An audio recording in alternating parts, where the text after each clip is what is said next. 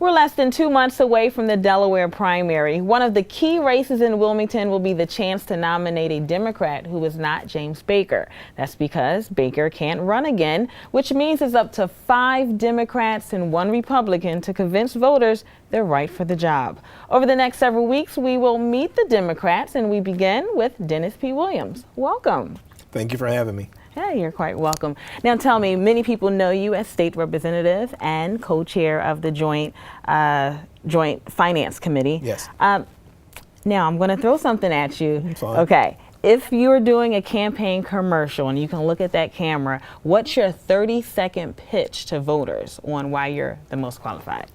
Well, I would say out of the situations that the city of Wilmington has right now, the crime problem, I'm the most experienced dealing with law enforcement. I was a Wilmington police officer. I worked in homicide and armed robbery. I have a degree in criminal justice. I went to the FBI Academy School of Arson and Terrorism. I went to the New York City School of Homicide. I think that I'm the best qualified to deal with the crime problem we have. Wilmington has a structural deficit. I've been chairman of Joint Finance for the past 4 years, but I've been on the Joint Finance Committee for 14 years. I handled a $3.6 billion budget. Back in 2009, we had an $800 million deficit. I got us out of that deficit along with my 11 colleagues in the governor's budget office. We didn't lay anyone off. We still have a AAA bond rating, and we have a surplus. I think I'm your guy. Well, let's talk about very well. I'm glad you dealt with the thing I threw at you. Now let's talk about crime. Now we talked about it. We know it's in the headlines. It's making headlines. Crime in Wilmington. Do we have a problem here, or is this just a bizarre set of circumstances? We do have a problem here. We have a problem here that most cities are experiencing throughout the nation. I do believe that one of the things that's missing here is our law enforcement component is not connected to the community to the point where they can get information to make arrests in these cases. There is a whole new philosophy. People think it's the drug dealer and the gun runners. There's a whole new group of people now that are coming in that are assassinating people, that have no arrest record. And when these folks go ahead and make their 2 or 3 hits, these people are eliminated. That's why you see these multiple shootings, and there's no real reason why people can't say, well, why did this guy get shot? He had no criminal record. We know that there's an undercurrent, and we have a way to deal with that because we still have an informant-based system.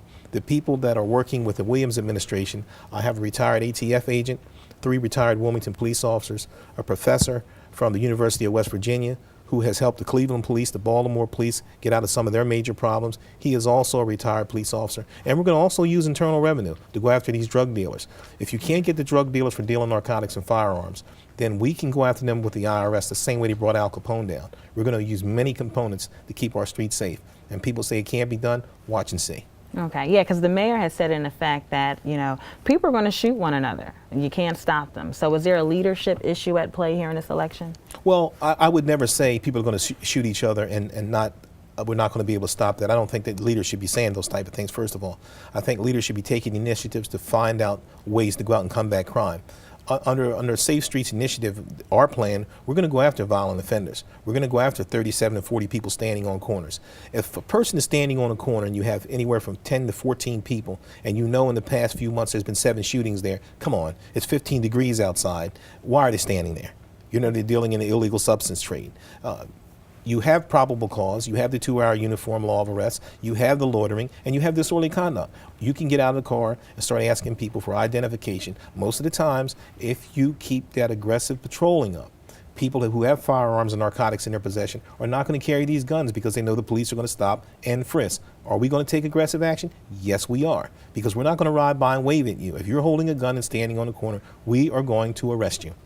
So it sounds like we need to step up community policing. Sure. Absolutely. Well, yeah. So tell me this: if you were mayor, would you fire the police chief?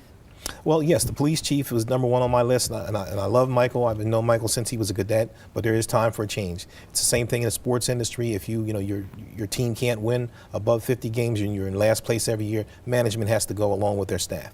Okay. So have you said that in your campaign? I have. Okay. And I think I will be the first mayor to bring a police chief in from the outside of the department. I'm not making any bones about it. I will hire outside the Wilmington Police Department. Oh, well, if that's what we need, that's what we need. Yes. So you have a lot of experience when it comes to designing the budget for the whole state. Yes. Obviously, it's going to be different when it comes to the city. What's your take on the state of the city's economy? Well, I think the problem is the budget is being run like it's been run for the past 20 or 30 years. You know you only have so many resources that you can tap into to balance a budget. So what you have to do, you have to look at your budget and see where the fat is. And I'm quite sure there's fat there. One of the things the Williams administration will not do, we're not going to have a lot of people coming in, putting their hand out and say, I supported you on your campaign, you owe me political favors. No, it's not going to happen here. We cannot run this city like this any longer. I'm not accusing anybody of this, but those who know what they've done as they run the budget, if they brought in a lot of people from the outside because they supported their campaign, that's nothing but a problem. That problem causes you to be fiscally irresponsible. We are going to find ways to make the city better off. We're going to encourage businesses to come once we eradicate this crime problem, people to invest in the city of Wilmington. That's when it all starts. I will go to the General Assembly. I have the best relationship with the Senate, the House, and the governor. We will go down and ask for money to get us ahead of our deficit. Once we balance our deficit, I will pay the future debt service down. So that will give us a cushion for the next few years, so we'll be operating in the black. I know how to pay bills ahead. Sometimes it might not be so good with my own, but I can balance the city's budget, well, truly. That's cool to know. So should we worry about taxes, a tax increase at all? Well, that's something I can't really say. I will shy away from that as much as I can as far as raising taxes, because you can't balance the budget off the backs of the city residents. It's just not there anymore. This administration has taxed, I do believe, 24% between water and property taxes over the past 11 years.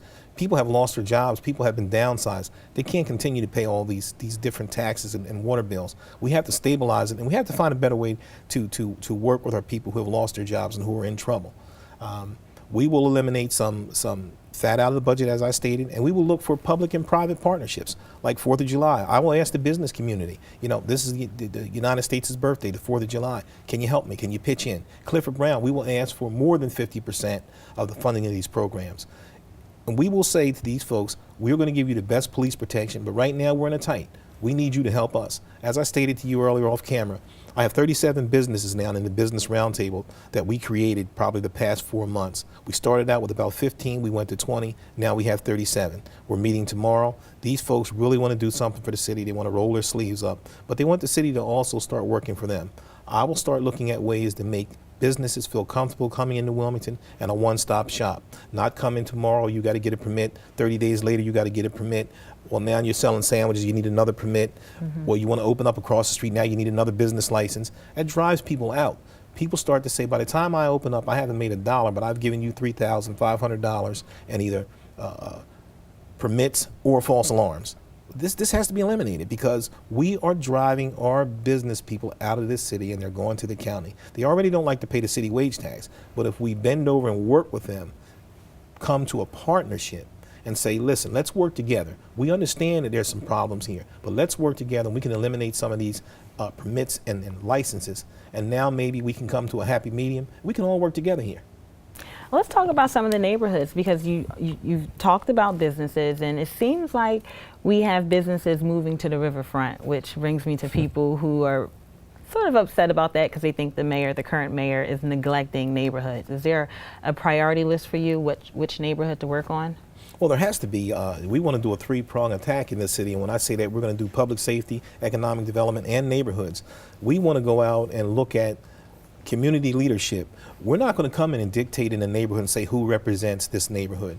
We want to do a forum where we meet almost every 30 days or every 60 days. We're working on this, and we've had met with a lot of community folks. That's why if you drive around the city, you see probably close to 1,500 of Williams signs. These are people we're driving and people that are supporting us openly. And I think we have a great chance of winning if the Lord blesses us. But neighborhoods, we are going to work with neighborhoods 150%. One of my plans is I put $200,000 into the city of Wilmington as chairman of Joint Finance this year to keep community centers open. I want to see community centers open Monday through Saturday. And I want to see retired school teachers come in.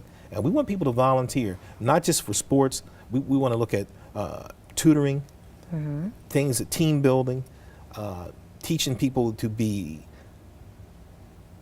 friendly with one another and understand each other because they're from a different part of the city. We want to bring back the Little League baseball teams, the Termite League basketball teams. It causes team building and people to become related to one another. It's friendship, understanding, and it's not East Side, West Side, Southbridge, Little Italy.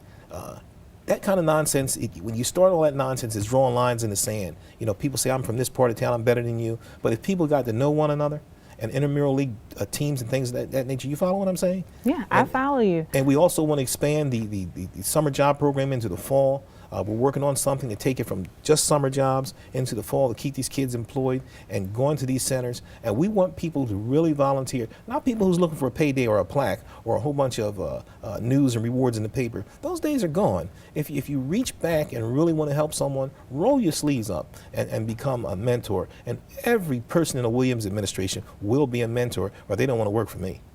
So what's your first act if elected mayor? I'm going to come in and thank the people of the city of Wilmington and thank God for getting elected, and we're going right after the criminals, first day. So you're ready to take all of this on? Yes. You're okay. Sound really, really positive about everything. Now, I do have one last question for you. Okay. The mayor sort of have this no-nonsense approach. He'll tell you how you feel. He'll tell you like what he feels in a heartbeat. So do you think that's the proper relationship to have as a leader? Well, I can tell you this. My mother always said, be careful what you say out of your mouth. It may come back to haunt you. Okay. Okay. And I'll think about what my mom always told me. Respect everybody. Well, thanks so much. Thank you. Dennis P. Williams, Democratic candidate for mayor.